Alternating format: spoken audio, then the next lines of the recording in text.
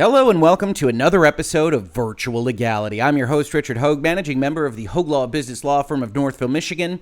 And every once in a while on this channel, we do what I call Virtual Legality extra episodes. And those extra episodes basically mean that the content in the video itself is not going to relate specifically to the legal and or business aspects of video games or technology or what have you. This is a Virtual Legality extra episode, and it is made primarily because I wanted to celebrate the return of one of my favorite games of all time with an announcement made today announcing Alan Wake Remastered. Now, I would be willing to bet that most of you in this space are familiar with at least the name of the game Alan Wake. It's a game by Remedy Entertainment that made Max Payne most prominently. Recently, it has made the game Control, which a lot of people really like. Of course, if you've been in this space, you know it's not my favorite of Remedy's releases, but Alan Wake was something special.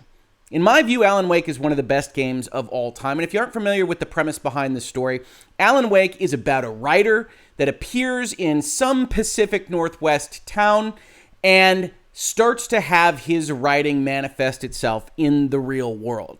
And that's really as far as I'm going to go with the explanation for Alan Wake, because in my view, it's one of the best pieces of narrative that has been in video gaming. And unfortunately, Alan Wake has been treated as something of a cult classic, a cult hit, primarily because of an accident of history. If you aren't familiar with the release dates for this game, Remedy worked on Alan Wake for a long time. Alan Wake is primarily a kind of third-person linear action adventure, but it was originally envisioned as an open-world game of some type and then was cut down to what it was. And as a matter of fact, I think it's better than it ever would have been as an open-world game, but it meant that it released at an unexpected time, or more specifically, May of 2010, and even more specifically in North America, the 18th of May 2010. If that date doesn't ring a bell, then you should probably look at the release date of one of the more popular games in the history of video gaming, Red Dead Redemption, which, as you can see on your screen right now, also released May 18th, 2010. And I think as a result of that release, Alan Wake, which was just as good, or in my mind, a better game than Red Dead Redemption, really got lost in the, pardon me, wake of such a major release. I remember being at, I believe it was the Best Buy, with a bag that had Red Dead Redemption and Alan Wake in it. And it's a good day for gaming, undoubtedly, but not everybody can or even wants to buy two games at one time. And so all the sales really went to Red Dead Redemption, and Alan Wake never got the sequel or continuation that I think it deserved. Now, that was because of a couple of things. One, Microsoft had the rights to publish the game. Alan Wake was an Xbox 360 exclusive. It says, while Remedy had a publishing deal with Microsoft for the original game, here in a Polygon article in 2015, the studio owns the rights to the Alan Wake franchise, right? We've talked about game publishing agreements and how many different ways there are to peel that onion as to who has what rights. Here, Microsoft had effectively the only right to publish Alan Wake itself. Remedy had the right to the Alan Wake character, intellectual property, and universe, which doesn't matter when you want to make Alan Wake 1 on something else. But if you want to shop Alan Wake 2 somewhere else, Remedy had the ability to do that. This article in Polygon in 2015 was actually about Remedy trying to make a prototype of Alan Wake 2 and shopping it around, undoubtedly having a little bit of difficulty, not only because it didn't sell what they thought it should have sold when it released on the same day as Red Dead Redemption, but also because if you're trying to shop a sequel, a direct sequel, presumably, to some pretty mysterious circumstances at the end of the original Alan Wake video game, I can imagine publishers looking at it and saying, how are we going to sell that to our fan base, our hardware base, whatever it is, without some reference to the original game? You've got a lot of things that are kind of bound up in that.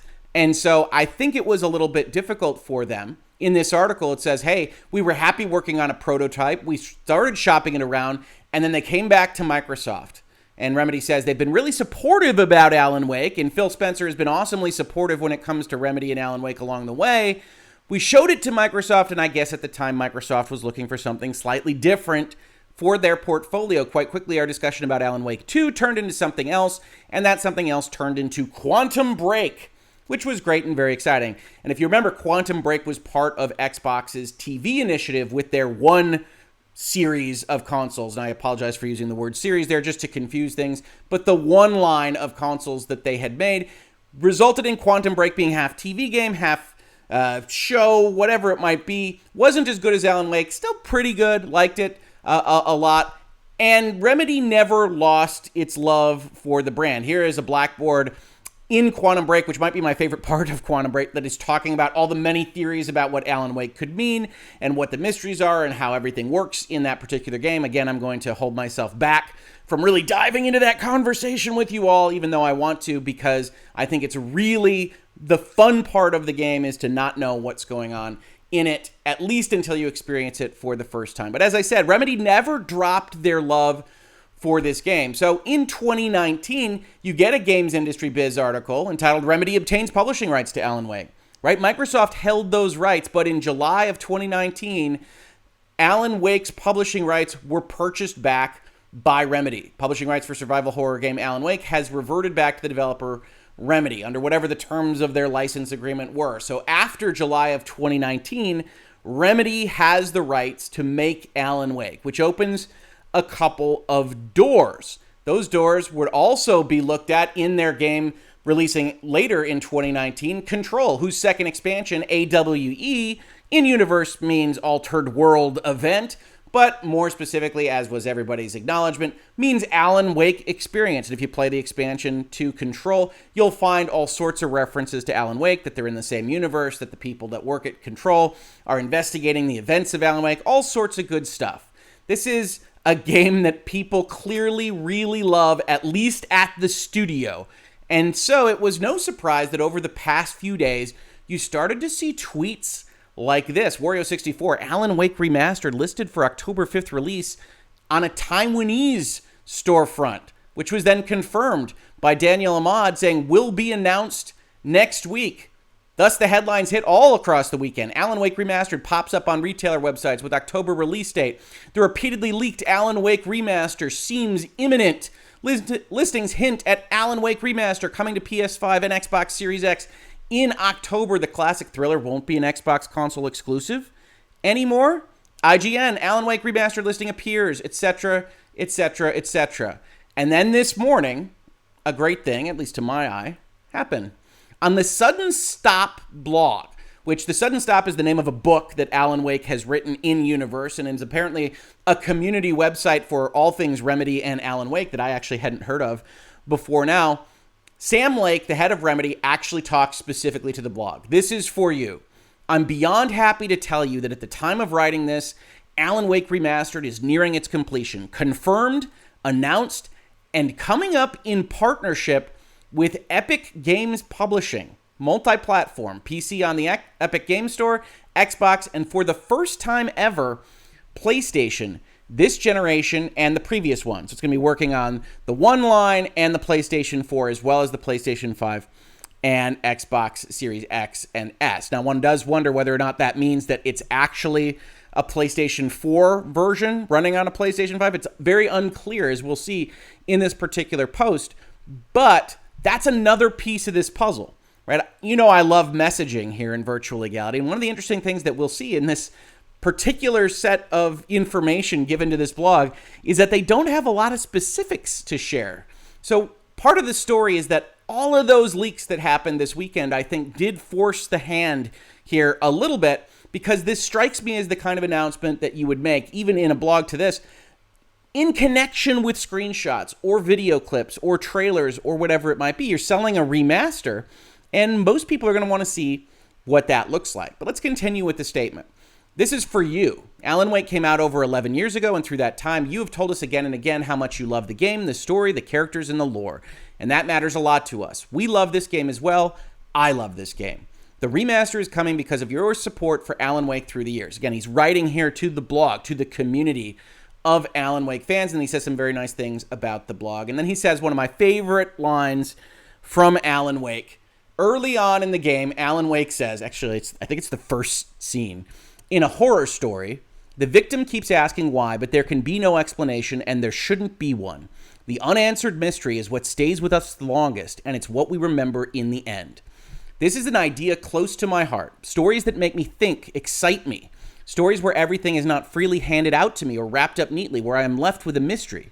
Mysteries are magical to me. They hold a promise, and I am often happier with that than a final answer. This is what we as a team and I as the lead writer of Alan Wake set out to create for you a long time ago. And I actually wound up quoting this, I believe it was last week, when some of the folks on the Dead Space broadcast were talking about explaining certain aspects of that mystery that was put forth in the original Dead Space. And one of the things I said was that, this is what I don't like about modern horror, this need to explain everything and about how it works.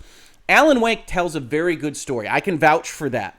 It is not, however, a story with easy understanding or easy explanations, and it hits at a perfect pitch that kind of concept in a way that I think Control misses, and to some extent Quantum Break misses, and I don't blame Remedy for that. It's a very hard target to hit. Alan Wake, to me, does that, and that's something to be celebrated, because I don't think that really anybody else outside of Remedy is really striving for that in a way that I would love to see in the industry, and what makes me so excited about having a project like this one.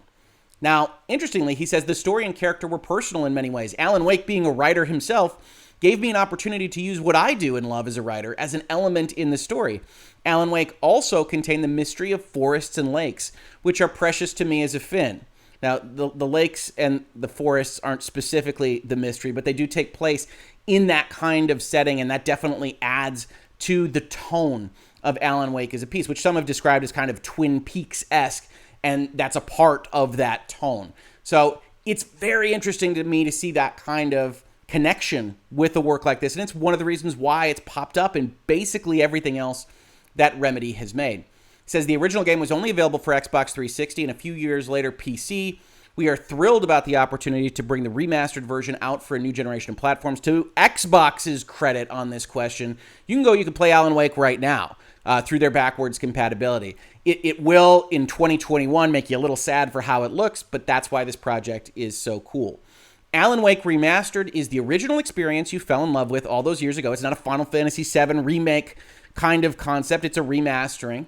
We did not want to change that, but the visuals all around, including the character model of Alan Wake himself, and the cinematics have been updated and improved with some choice next-generation upgrades.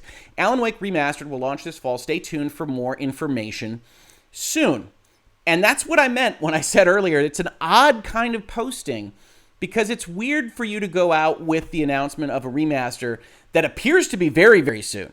A lot of those headlines talk about an October release date, and not have something to show people. And I think the cynically minded might say, well, that's maybe because it doesn't look very good. I hope that's not the case. I think it's something different. I think that this part where he says he's happy to bring it to PlayStation for the first time ever suggests to me that it's likely to be announced in connection with a PlayStation event, which, if you've been following along with the news, you know Sony finally announced last week as something that is happening this Thursday. In their blog post, you've been awfully patient, and we thank you for that. And now we're looking forward to showing you what we've been working on. The showcase will be 40 minutes, include updates from PlayStation Studios, of course, and some of the industry's most imaginative developers. So this showcase that they're going to have is both inside work and outside work. And it's also important to note as part of that story that, of course, famously, Sony has invested millions and millions and millions of dollars in Epic Games to have a connection a little bit closer, to be connected with both the Epic Game Store and Epic Publishing in this particular case. So it wouldn't surprise me at all if this was an announcement that was coming on Thursday and was leaked out early, and you don't want the leaks to control the news item. So you want to have this kind of statement made to a community post. I think it's great. I cannot speak highly enough about the experience that I've had personally with Alan Wake. You don't have to agree with me on everything. In fact, I know a lot of you don't agree with me on much when it comes to these kinds of analyses for pop culture items themselves rather than law or business. But there comes a time, even in Virtual Legality, where I just want to celebrate something that I love. I want to tell you all about it. And hopefully this remastered project is something that looks cool, that brings more and more people into this environment, because I tell you what, nothing would make me happier than seeing Alan Wake 2 announced very, very soon. This has been Virtual Legality for today. We're not usually just announcing new remastered projects. That's not what we do here. Alan Wake's a special case. But if you do like talking about business and law of video games, pop culture, and technology, please consider supporting the channel. We've got a Patreon. We've got other ways to support listed in the description of this video, or just subscribing, upvoting, downvoting. If for some reason you just really hate me talking about Alan Wake, and telling your friends we're here on YouTube in podcast form having these conversations. Every little bit is appreciated. If you did catch us on YouTube, thank you so much for watching. And if you listen to this as a podcast, thank you so much for listening. And I will catch you on the very next episode of Virtual Legality. Virtual Legality is a YouTube video series with audio podcast versions presented as commentary and for education and entertainment purposes only. It does not constitute legal advice and does not create an attorney-client relationship. If you have legal questions about the topics discussed, please consult your own legal counsel.